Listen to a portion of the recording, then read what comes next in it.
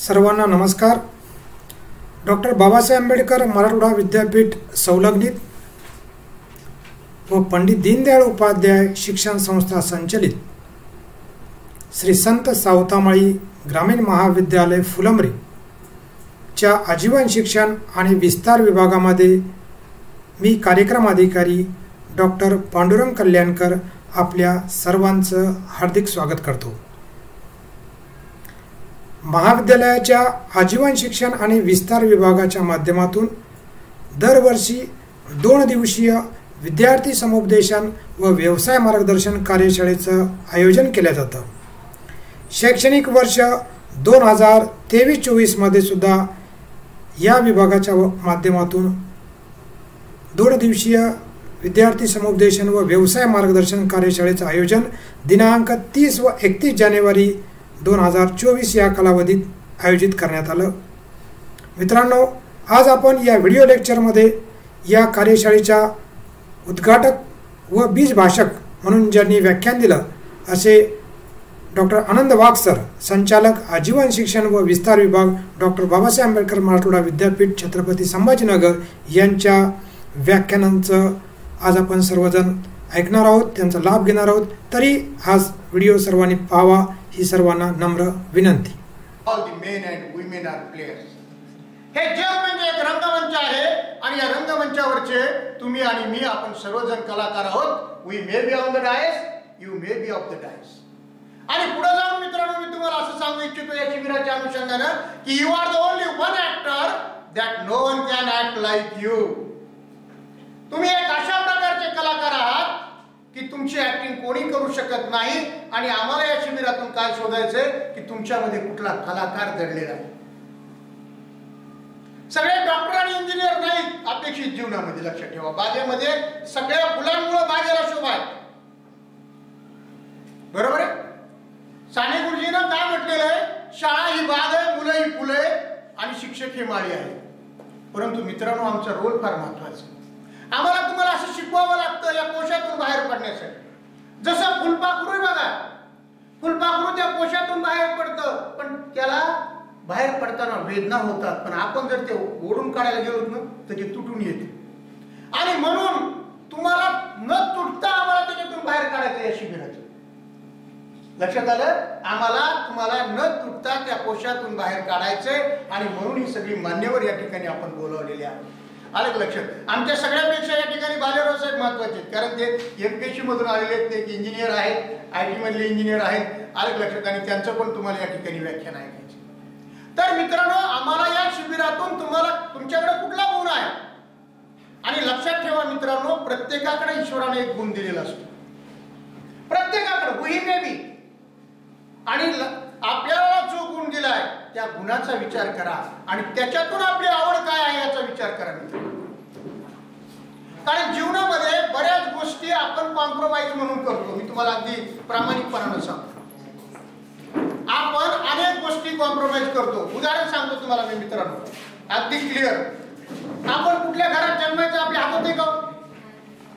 आपण कुठे जन्म घेणार, नाहीतर आपण सगळं टाटा बिर्लाच्या घरी जन्म घेतो, कशाला कुठं आपल्याला साधीकडे आपल्या घरी बरोबर।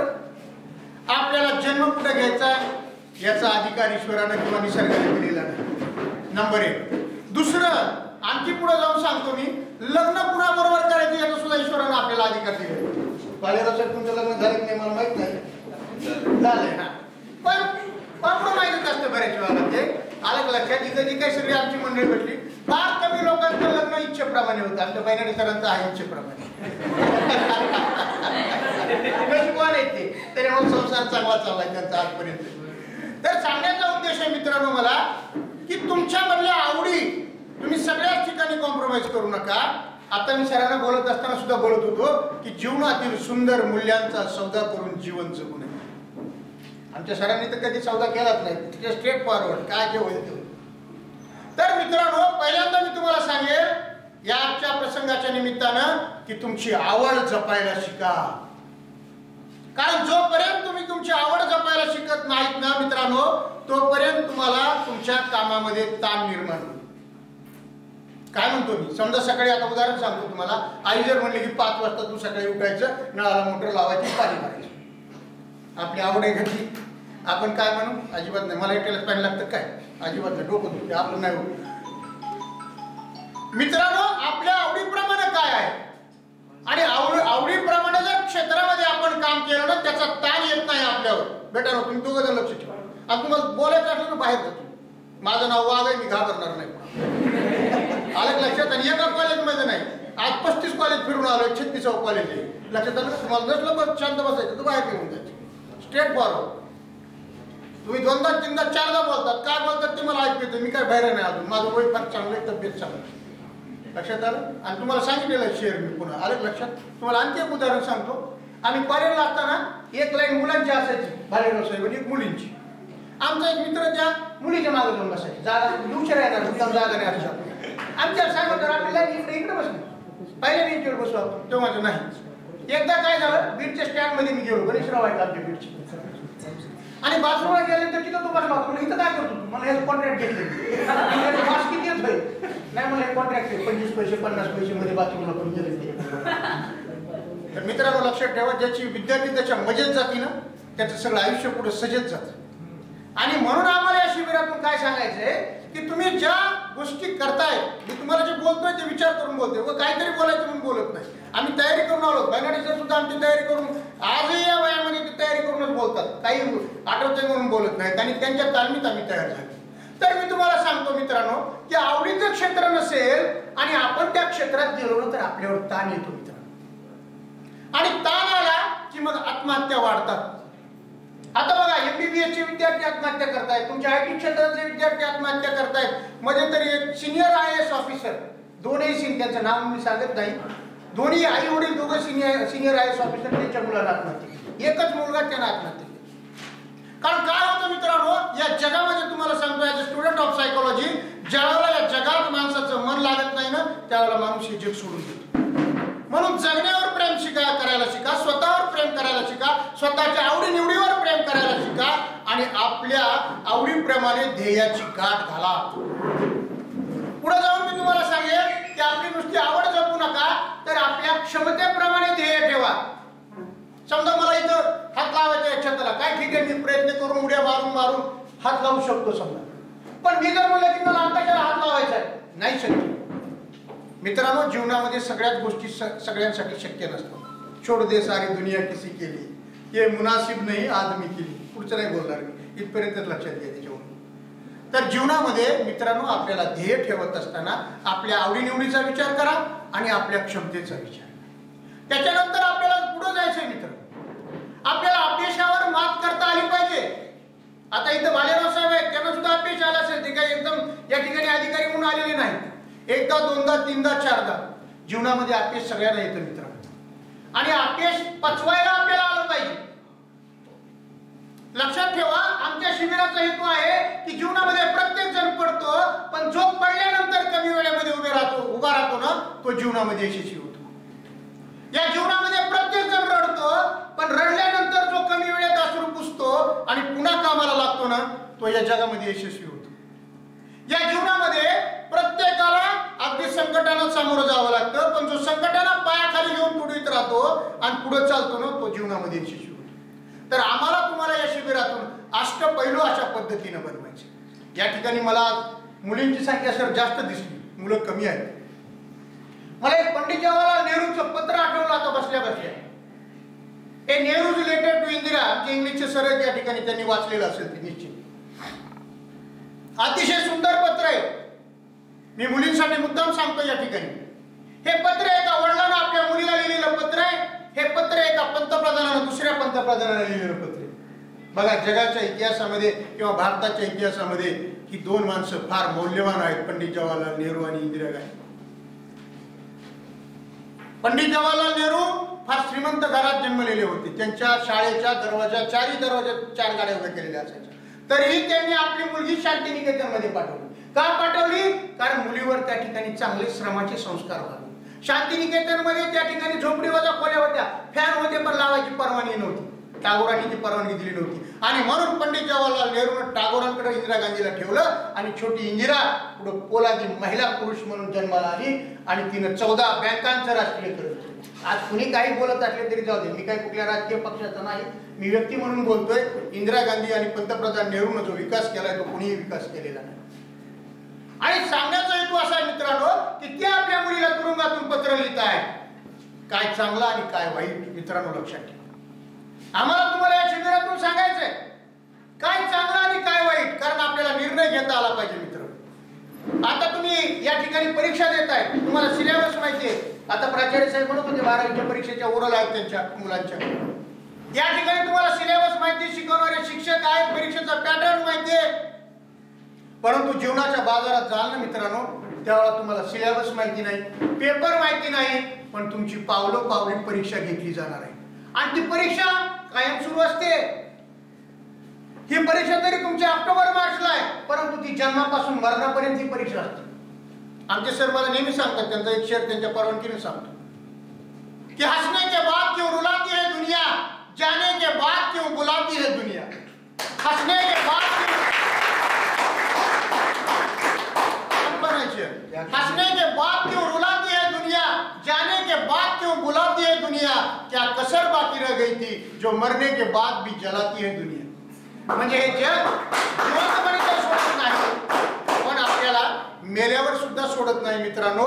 आणि म्हणून जीवन म्हणजे काय, शिक्षण म्हणजे काय, संपूर्ण जीवनाची तयारी म्हणजे शिक्षण आहे. केवळ परीक्षा पास झालो म्हणजे आपली परीक्षा संपली असं नाही. भालेराव साहेब आता खुर्चीत बसलेत म्हणजे परीक्षा नाही, दररोज परीक्षा त्यांची. आज सभापती फोन करतो, कुणी आमदार फोन करतो, कुणी खासदार फोन करतो, कुणी नियमानं सांगतो, कुणी इलिगल सांगतो, पण सांगत राहतो. बरोबर आहे. पण त्यांनाही माहित असतं कुणाचं किती ऐकायचं काय करायचं.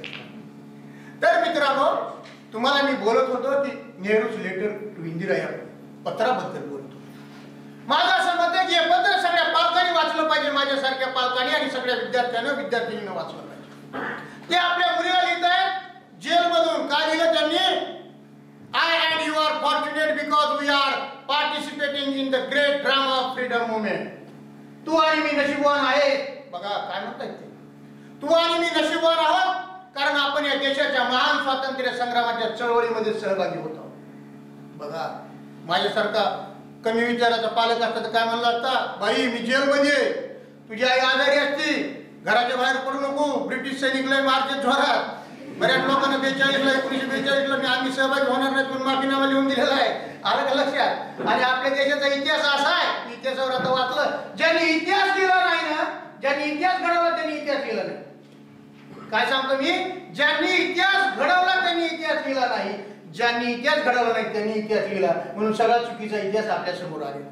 म्हणून माझ्यासारखा बाप काय म्हणला असता, बाई मी जेलमध्ये, तुझी आई आजारी असती, बाहेर जाऊ नको. मी जेलमधून सुटलो की या कोलंबरीच्या कॉलेजमध्ये जाईल, एखादा चांगला मुलगा बघून लग्न करून टाकू. आपले विचार मोठे, आपलं कर्तृत्व मोठं, आपलं वागणं मोठं, म्हणून आपण मोठे. बरोबर आहे. पण बघा हा माणूस काय म्हणतोय, I and you are fortunate. तू आणि मी नशीबवान आहे कारण आपण या महान स्वातंत्र्य संग्रामात, देशाच्या स्वातंत्र्य चळवळीच्या, आणि आज हा हुतात्मा दिन आहे. म्हणजे गांधीजींची हत्या झाली आज. ज्या माणसानं, काय दुर्दैव आहे बघा सर, मला ते आठवलं आता बसल्या बसल्या, की ज्या माणसानं आयुष्यभर ही अहिंसेची शिकवण दिली त्याची हिंसा व्हावी, याच्यापेक्षा काय दुर्दैव आहे आपल्या देशाचं. ज्यानं सत्य आणि अहिंसेची शिकवण सगळ्या जगाला दिली, सगळं जग त्यांच्यावर अभ्यास करते, त्यांना आपण गोळ्या घातल्या. आणि गोळ्या पण आपणच घालतो. इंदिरा गांधीला कोणी गोळ्या घातल्या, बॉडीगार्डनं घातल्या, त्यांच्याच बॉडीगार्डनं, दुसऱ्यानं नाही. आलं लक्षात. तर सांगण्याचा हेतू माझा असा आहे मित्रांनो की ते आपल्या मुलीला सांगतायत की काय चांगलं आणि काय वाईट. मित्रांनो हे मी तुम्हाला सांगतो, तुम्हाला या शिबिरातून आम्हाला सांगण्याचा हेतू असा आहे की काय चांगलं आहे आणि काय वाईट आहे. ते आपल्या मुलीला म्हणतायत, if you are hiding something means you are doing wrong. काय बघा लक्षात ठेवा, तू जर एखादी गोष्ट लपून छपून झापून करत असशील तर समज चुकीची आहे. मुलीनो मी तुम्हाला हे सांगतो, मला पण मुलगी तुमच्या वयाची. आपल्या आईवडिलाची मान खाली जाईल, आपल्या समाजाची, आपल्या कुटुंबाची, आपल्या देशाची, अशा प्रकारचे कृत्य करू. ते म्हणतायत की तू जर लपून छपून काही करत असशील तर समज चुकीचं आहे. And if you are doing openly means you are right. तू जर मोकळ्या मनाने एखादी गोष्ट करत असशील तर समज किती बरोबर आहे. म्हणून मित्रांनो लक्षात ठेवा की तुम्ही जे काही करत असाल त्याचं स्वतः जरा निर्णय क्षमता तपासा. कारण या जगामध्ये बऱ्याच गोष्टीचं आपल्याला अट्रॅक्शन वाटतं. All that glitters is not gold. लक्षात ठेवा मित्रांनो, जे सगळं चमकतं ते सोनं नसतं. बरीच माणसं आता सर मला बोलत होते की मुखोटे घालून बोलतात. 100% बोलतो माझ्यासारखा माणूस स्टेजवर, पण 1% तो कुठं आपल्या स्वतःच्या जीवनात इम्प्लिमेंटेशन करत नाही. इमानदारीवर 100% बोलायचं, आयुष्यामध्ये सगळी 200% बेईमानी करायची. आलं लक्षात. आणि म्हणून मित्रांनो लक्षात ठेवा की आपल्याला चांगलं काय वाईट काय हे कळलं पाहिजे. कारण या महाविद्यालयीन जीवनात जो सुधारतो ना तो आयुष्यभर सुधारतो, आणि इथं जो बिघडतो ना तो आयुष्यभर बिघडतो. महाविद्यालयीन जीवन तुमचा पाया आहे, आणि म्हणून तुम्हाला तुमच्या योग्य निर्णय, जगातलं कुणाचे मुखोटे आहेत, कोण चांगला माणूस आहे, कोण वाईट आहे, याचं आपल्याला लक्षात आलं पाहिजे. एक कवी म्हणतो, मराठीतला कवी, की चिंध्या पांघरून सोनं विकू लागलो त्याला जवळ कोणी येईना. चिंध्या पांघरून सोनं विकू लागलो त्याला जवळ कोणी येईना. सोनं पांघरून चिंध्या विकू लागलो त्याला गर्दी हटता हटेना. मित्रांनो, सध्या जगात त्याची अवस्था झाली. जे काही चुकीच्या पद्धतीने बोलतात, दिशाभूल करतात, त्यांच्या मागे हा समाज आहे. आणि म्हणून आपली सध्या सर फार वाईट वाटचाल चालू. मुलं कॉलेजला काय येत नाही, फार गंभीर विषय. मला तर वाटतं न्याय कॉलेजने याचा विचार करावा. आणि कशाचं न्याय सांगतो तुम्ही तोंडाचं. इथं पोरं कॉलेजमध्ये आहेत का बघा, त्यांच्या जागा भरल्या जातात का ते बघा, त्यांचे काय समस्या आहेत ते बघा. एमपीएससीची परीक्षा झाली तर 2-2 वर्ष निकाल लागत नाही, निकाल लागला तर इंटरव्ह्यू होत नाही. साहेबांना अनुभव आहे त्याला. याचा तुम्ही काय विचार करा. नुसतं हॉल कितीचा किती बाय कितीचा, ह्याला काय अर्थ आहे. इंजेक्शन हा त्या पकालीला दुखणं मशीला, त्याला उपयोग काय. अशा प्रकारची सगळी अवस्था आहे मित्रांनो. गेल्या अनेक वर्षापासून डीएडच्या जागा भरल्या नाही, बीएडच्या जागा भरल्या नाही. ही पद्धत, मला असं वाटतं की या पद्धतीवर बोललं पाहिजे. आपण नुसतं न्याकवर बोलतो, काय त्या न्याकला अर्थ आहे. आज अशी अवस्था आहे की सगळी एज्युकेशन सिस्टीम कोलॅप्स झालेली. मी सांगतो तुम्हाला, आज हे 36वं कॉलेज मी भेटतो त्या ठिकाणी. फक्त एका कॉलेजमध्ये विद्यार्थी होते, आम्ही दोघांना माहिती कुठं होते. सांगण्याचा हेतू नाही माझा वेगळा, परंतु मित्रांनो सध्याची शिक्षण पद्धती फार दिशाभूल करणारी शिक्षण पद्धती सुरू झालेली आहे. त्याच्यातून विद्यार्थ्याला, म्हणजे मी निगेटिव्ह बोलत नाही तुम्हाला, तर मित्रांनो तुम्हाला याच्यातून पॉझिटिव्ह व्हायचं, याच्यातून तुम्हाला व्यक्तिमत्व बनवायचंय, याच्यातून तुम्हाला पुढे जायचंय. अनेक अडचणी आहेत तुम्हाला, आणि हे दिशाभूल करणारं सगळं जग आहे. अगदी राजकारण्यापासून, समाजकारण्यापासून, कुटुंबापर्यंत सगळीकडे आहे. शेवटी फक्त तुम्हाला मी एक गोष्ट सांगणार आहे, चुकीच्या व्यक्तीचा तुम्ही सहवासात जाऊ नका, त्यांचा सल्ला घेऊ नका. एक गोष्ट सांगून मी थांबणार आहे, कारण मला या वक्त्यांची भाषणं ऐकायची नाही. तर असं व्हायचं की नवरीपेक्षा करवलीत रंग मारायची. हे महत्वाचं बोलणार आहे. तर तुम्हाला मी एक उदाहरण सांगतो, एक गोष्ट सांगतो, फार महत्वाची आहे मित्रांनो, की आपण वाईट लोकांच्या सहवासात गेल्यानंतर आपलं काय होतं. एका जंगलामध्ये एक सिंह राहत होता. बोलण्यासारख्या खूप गोष्टी आहेत, परंतु आता थोडंसं मी जरा आकडतं घेणार आहे, कारण बोलणारी मंडळी खूप या ठिकाणी आहे. एक सिंह एका जंगलामध्ये राहत होता, आणि तो म्हातारा झाला. आपल्या गुहेमध्ये त्याची उपासमार सुरू होती. मित्रांनो, म्हातारा पण फार वाईट आहे. As a student of sociology मी तुम्हाला सांगतो, समाजशास्त्राचा विद्यार्थी म्हणून मला त्याच्यात थोडं रिसर्च सुरू आहे. दरवर्षी भालेराव साहेब 4000 वृद्धांना महाराष्ट्रामध्ये, आई वडिलांना मुलं घराच्या बाहेर काढतात की आम्ही तुम्हाला सांभाळू शकत नाही. ही माझी आकडेवारी नाही बरं, ही अभ्यासातली आकडेवारी, की आम्ही सांभाळू शकत नाही. परवा तुम्हाला एक उदाहरण सांगतो. आमच्या गावाजवळ एक शिक्षक होते, ते वारले. त्यांना 2 मुलं आहेत, 2 मुली. मुलीचे लग्न झाले, मुलाचे लग्न झाले. त्या 2 मुलांनी त्या मुलीला सांगून टाकलं की आईला आम्ही सांभाळणार नाही, तिनं तिचं वेगळं राहावं, तिनं तिचा खर्च भागवावा, तिनं पण आम्ही तिला दवाखान्यात नेणार नाहीत, आम्ही तिला बघणार नाहीत, आमचं तिला काही गेलं गेलं नाही. कसा झाला रे माणूस, कडू लिंबाचा रे पाला, येल काकडीचा होता, भार कारल्याचा. मन झहरीलं झहरीलं त्याचं न्यार रे तंतर, इचू साप बरे त्याले उतारे म्हणत. म्हणजे काय मला सांगा माणसाचं. तर हा सिंह गुहेमध्ये राहत होता, म्हातारा झाला. त्याला शिकार पकडता येत नव्हती, कारण तोंडातले दात काही पडलेले होते, आणि दुसरं असं शरीरात ताकद राहिली नव्हती. वृद्धापकाळ माणसाला एक शाप आहे बरं. बैलाडे जर तुमच्याकडे रोग नाही होतो नाही, तुम्ही म्हणायचे बॉस, पण तुम्ही आमच्यापेक्षा अगदी किलोमीटर येत, अजून पायरे आमच्यापेक्षा जोरात चढला. आलं लक्षात. पण वृद्धापकाळ माणसाला शाप आहे, कारण काय होतं, ह्या वयामध्ये ताकद राहत नाही. त्याची शारीरिक आणि मानसिक ताकद कमी होती, आणि तो नाजूक होतो. त्याला कुणी बोललेलं सहन होत नाही, आणि त्याला फार लहान मुलासारखं आणि फुलासारखं जपावं लागतं. पण दुर्दैवानं आपण त्याला फुलासारखं जपत नाही, त्याला दगडासारखं ठोकरीत राहतो. ही आपली व्यवस्था आहे सध्याची. तर हा सिंह म्हणला की बाबा मी म्हातारा झालोय, आता माझं काही खरं नाही, आता मला शिकार मिळत नाही, शिकार पकडता येत नाही, एखादी आली शिकार तर ती खाता येत नाही. बघा कोला बदमाश धूर्त कोला काय म्हणला, महाराज तुम्ही जंगलाचे राजे, तुम्ही कल ही राजे थे, आज भी है और कल भी रहेंगे, परसों भी थे, बर का. त्यानं त्याची स्तुती केली. स्तुती हा मूर्खाचा खुराक आहे, पण चांगल्या माणसाला खावा वाटतो. आलं का लक्षात? आणि तो म्हणला ठीक आहे, काय हरकत नाही. तो म्हणला महाराज मी तुमच्याकडे कशासाठी आला, कोल्याला विचारलं त्याला, सांग तुझं महत्वाचं काय काम आहे, बाकी बोलू नको. कोला म्हणला महाराज मी तुमच्याकडे एक प्रस्ताव घेऊन आलोय. मित्रांनो लक्षात ठेवा, समाजातले कोले कुठला प्रस्ताव घेऊन येतात आपल्याकडे आणि आपल्याला कसं जाळ्यात अडकवतात हे मला तुम्हाला सांगायचं, बाकी काय. तो कोला म्हणला महाराज मी तुमच्याकडे एक प्रस्ताव घेऊन आलोय, मी तुम्हाला दररोज एक ताजी शिकार आणून देईन. काय म्हटला तो, मी दररोज एक ताजी शिकार, बर का, ताजी, दुसऱ्यानं खाल्लेली नाही, ताजी शिकार मी तुम्हाला आणून देईन. महाराज म्हणले कसं काय, तुम्हाला काय करायचंय, फक्त एक अट आहे माझी, निम्मी शिकार तुम्ही खायची, निम्मी शिकार मला द्यायची. सिंह म्हणलं बरोबर आहे, आपण कुठं न जाता जर आपल्याला घरात बसल्या एक शिकार मिळत असेल तर अगदी तू काय हरकत नाही, पण तू कसं आणणार मला, ते बाकी बोलायचं नाही म्हणतो. बालेराव साहेब तुम्हाला सुद्धा अशा लोकांचा अनुभव असेल आमच्यापेक्षा जास्त. आणि तो काय म्हटलं, ठीक आहे म्हणला, कोला लागला का मला. गुहेच्या बाहेर गेला की त्यानं घोषणा द्यायला सुरुवात केली. हो अट्रॅक्टिव्ह घोषणा, आता राजकारणी लोकांच्या सुरू व्हायला लागेल बघा घोषणा. आता राजकारण इलेक्शन सगळ्या राजकारणी लोकांची त्यानं घोषणा काय सुरू केली, दौंडी पिटवल्याला सांगितलं, सगळे प्राणी जंगलातले आणि सगळेजण ऐका, पशु पक्षी, आपल्या राज्याचे सिंह आता रिटायर होत आहेत, आपल्या राज्याचे महाराज आता रिटायर होत आहेत आणि त्यांना वारसा अधिकारी पाहिजे. ते वारसा हक्कानं त्यांची गादी दुसऱ्याला देणार, त्यांच्या मुलाला वगैरे देणार नाहीत, कारण पोरं मूर्ख आहेत त्यांची. बरेच वेळा मोठ्या माणसाची पोरं मूर्खच असतात माहिती आहे, ते काही देणार नाही. त्याच्यामुळे ही स्पर्धा सगळ्यासाठी खुली आहे आणि फक्त एकच अट आहे महाराजांची की ज्याला राजा व्हायचे त्यानं चर्चेसाठी माझ्या बरोबर या. चांगलं प्लॅनिंग करायचं. आणि मग ते कोला असं ओरडू सांगत होतं, जंगलातून त्याच्याजवळून गायी चालल्या, बैल चालले, म्हशी चालल्या, वरून काही पाखरं बघायला लागले. आलं लक्षात, पण कुणी काही त्याच्याकडे लक्ष द्यायला. एक शेळी त्याच्याकडे बघायला लागली, त्यानं शेळीचं पिल्लू, तर त्याची ऐकायला म्हणजे त्या मूर्खाच्या नादीला म्हणून चल आपल्याकडे, की बदमाशी कपटी. पण तेवढ्यात एक गाढव चाललं होतं आणि ते गाढव चाललं, कुणीच ऐका ना. आणि मग ह्या गाढवाच्या मागे गेला कोला, त्याला म्हणला गाढव दादा मी काय म्हणतोय माझं ऐका ना. आता ह्या गाढवाला कुणी गाढव सुद्धा नीट म्हणत नव्हतं, त्याला गाढव दादा म्हणलो.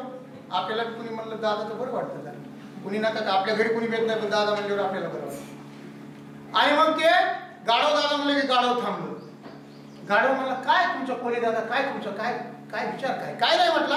गाढव दादा मी एक प्लॅन घेऊन आलोय, आपले राजे रिटायर होत आहेत, थकले, जंगलाचा कारभार त्यांना चांगल्या माणसाकडे सुपूर्द करायचा आहे. आणि मला असं वाटतं की तुम्ही चांगले आहात, तरुण आहात, दणकट आहात, बळकट आहात, बुद्धिवान आहात. कोणाला म्हणतो हा, गाढवाला म्हणतो बुद्धिवान आहात. आता शेवटी तुम्हाला सांगितलं मी स्तुती मूर्खाचा खुराक आहे. आता गाढवाला वाटलं बरं झालं, पण गाढव म्हणलं माझे विचार करते, हा म्हणलं नाही मी गाढव आहे म्हणलं, नाही काय होत नाही, गाढव वाटलं तरी चालतं मला, राजकारणात सगळे गाढवच असतात, काही काळजी नाही म्हणलं, चालते म्हणलं. आणि मग ठरल्याप्रमाणे मग गाढवाला बी आनंद झाला ना. त्याला वाटलं आता मी खुर्चीवर जाऊन बसणार, हे सगळं जंगल माझ्या ताब्यात राहणार, मी याचा मालक होणार. आणि म्हणून गाढव असं खुशीत, तुम्हाला माहिती गाढव कसं ओरडतं खुशीमध्ये, कशी आरोळी ठोकतो भू भू करीत, तसं लागत आहे. अगदी आनंदाच्या उकाळ्या त्याला फुटल्या आणि ते ओरडत चालले त्या गुहेकडे. पुढं गाढव मागं कोला, पुढं गाढव मागं कोला, असं करीत त्या मध्ये त्या गुहेच्या जवळ गेलं. सिंहानं तिकडून बघितलं की ह्यानं शिकार आणली गड्या आपल्याला आजची. यानं बघितलं मध्ये एंट्री करणार, मध्ये एंट्री केली कोल्यानं, ह्यानं या सिंहानं त्याच्यावर झडप घातली आणि त्या झडपीमध्ये त्याचे 2 कान तोडून गेले. दुसरं काही नरड फोडता आलं नाही, कारण का गाढव ताकदवान होतं, गाढव निष्ठून आलं पाहिजे. पण 2 कान मात्र त्यानं तोडून घेतले आणि असं गाढव पळालं की त्यानं मागं काही पुन्हा बघितलंच नाही. सिंह म्हणला त्या कोल्याला, अरे ते फक्त पळून गेलं. ते कोला म्हणला का महाराज मूर्ख आहेत का तुम्ही, तुम्हाला काय अक्कल नाही म्हणलं. तो बोलला जोरात, का अहो म्हणला निदान ते शिकार आपल्या मध्ये येऊ द्यायचं गुहेत, त्याला चांगलं हे करायचं, झेप मारायची तर निदान नरड्यावर मारायची, म्हणजे त्याचं नरड्यात ते फोड लागतं, ते कशाला पळत पुन्हा. नाही म्हणला आता जाऊ थांबा म्हणला आता मी पुन्हा घेऊन. ते म्हणला कसं काय पुन्हा आणता, तुम्हाला काय माहिती, बसा म्हणला आता, पण मध्ये कोपऱ्यात जाऊन बसा आता आणि मध्ये बक्षी आल्याची घेऊन.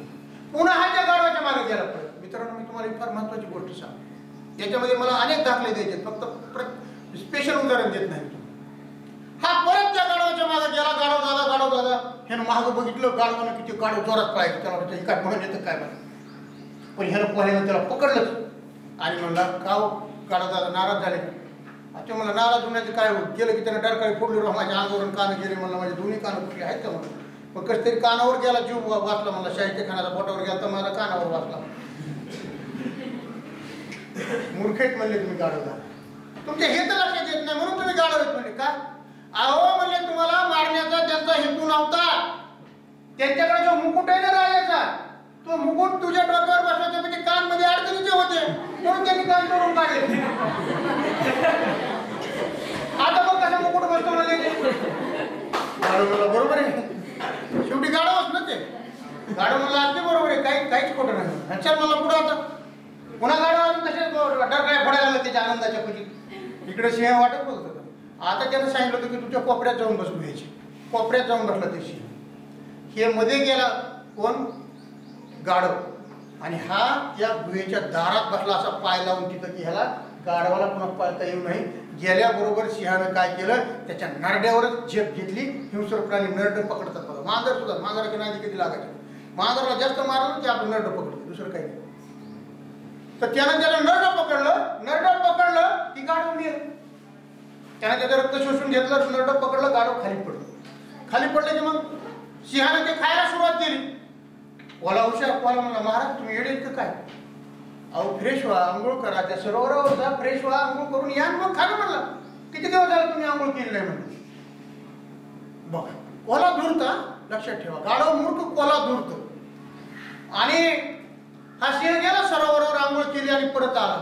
तोपर्यंत त्या गाढवानं काय केलं, त्या कोल्यानं काय केलं, त्या गाढवाचं डोकं फोडलं, त्याचा मेंदू खाऊन टाकला. मित्रांनो, मी तुम्हाला काय सांगतो लक्षात ठेवा, ह्या कोल्यानं त्या गाढवाचा मेंदू खाऊन टाकला. सिंह आला आणि तो खायच्या त्याला शिकार ती खात असताना तो म्हणायला लागला त्या कोल्याला, कोले दादा मला या गाढवाचा मेंदू दिसत नाही हो, मेंदू तुम्ही खाल्लात काय. समाजात मेंदू खाणारे लोक लक्षात ठेवा. मेंदू खाल्ला का म्हणला. कोला म्हणला नाही बाबा. मग त्याला मेंदू कुठे आहे म्हणला, महाराज लक्षात ठेवा, याला जर मेंदू असता तर तुम्ही त्याचे 2 कान तोडून घेतल्यानंतर पुन्हा माघारी आला असता. याला जर मेंदू असता तर 2 कान तोडल्यावरही पुन्हा माघारी आला असता का. याला मेंदूच नाही म्हणजे. मित्रांनो लक्षात ठेवा, समाजात कोल्याच्या प्रवृत्तीची माणसं आहेत. आपली अवस्था ते गाढवामध्ये करतात, आपले कान तोडून पुन्हा तिथं मुखवटा बसवायला बघतात. मला तुम्हाला काय सांगायचं हे लक्षात आलं असेल, तुम्ही फक्त आपल्या श्रमावर विश्वास ठेवा, आपल्या मूल्यांवर विश्वास ठेवा, आपल्या मेहनतीवर विश्वास ठेवा आणि स्वतःला मित्रांनो मजबूत करा. हे बंदे खुद को कर इतना बुलंद कि खुदा खुद बंदे से पूछे ये बंदे तेरी रजा क्या है. आपण स्वतःला मजबूत बनवलं पाहिजे. आणि मित्रांनो लक्षात ठेवा, सगळ्यात मोठा जज तुमच्या जवळ आहे, तुमच्या अंतःकरणात जज आहे. तुम्ही त्याच्या संदर्भात एक कादंबरी आहे विस खांडेकरांची, तो मराठीची सर असते, 2 मणी नावाची कादंबरी वाचा.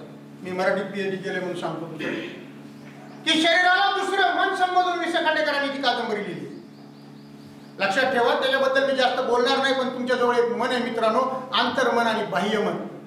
बाह्यमन लबाड असतं, अंतर्मन खरं असतं, ते खोटं कधी बोलत नाही. समजा आता उदाहरणार्थ मी इथलं हे फुल चोरून घेतो, तुम्हाला उदाहरण सांगतो आणि सांगतो. मी समजा हे फुल चोरून घेतलं आणि मी माझ्या खिशात ठेवून मला प्राचार्य विचारलं, का सर तुम्ही आमचं इथलं फुल चोरलं का. मी सांगितलं नाही बाबा अजिबात नाही, मी कशाला फुल चोरू, तुम्ही मला बुके दिले आणि मला फुल चोरायची काय करायची. म्हणजे बाह्य मनाची त्याला उत्तर. खाली गेल्यावर सर तुम्ही चोरलं नाही बाबा अजिबात नाही. पण ज्यावेळेला मी माझ्या गाडीत बसेल आणि खिशाला हात घालेल त्यावेळेला माझं खरं मन काय सांगेल, तू तिथून फुल चोरून आणलीस. तर मित्रांनो मी तुम्हाला सांगतो नेहमीसाठी की तुम्ही फक्त जी काही चांगली वाईट गोष्ट आहे ना तुमच्या अंतर्मनात, त्या अंतर्मन जसं मला सांगितलं त्यानं की तुम्ही फुल चोरून घेतलंय किंवा तुम्ही एखादी वस्तू चोरून घेतली ना, तसं तुमचं अंतर्मन तुम्हाला सांगेल. आणि त्या अंतर्मनानं जर तुम्हाला चुकीचं सांगितलं ना तर तुम्ही काय पुढे त्या रस्त्याला जाऊ. आणि त्या अंतर्मन जर म्हटलं की तुझं खरं आहे तर मित्रांनो तुम्ही पुढे जा. तुमच्यासाठी हे जग फार अगदी छोटं आहे. Nothing is impossible in the life असं काही लोक म्हणतात. एव्हरीथिंग इज पॉसिबल, पण बरंच काही शक्य आहे असं मी म्हणतो. तुम्हाला खूप काही करता येईल आणि आवडीच्या क्षेत्रात जर गेलात मित्रांनो तर तुम्ही तुमची सगळी ताकद वापरा. एरवी आपण आपल्या शरीराची फक्त 1/4 क्षमता वापरतो साहेब, आणि मेंदूची 1 क्षमता आवड नसल्यावर.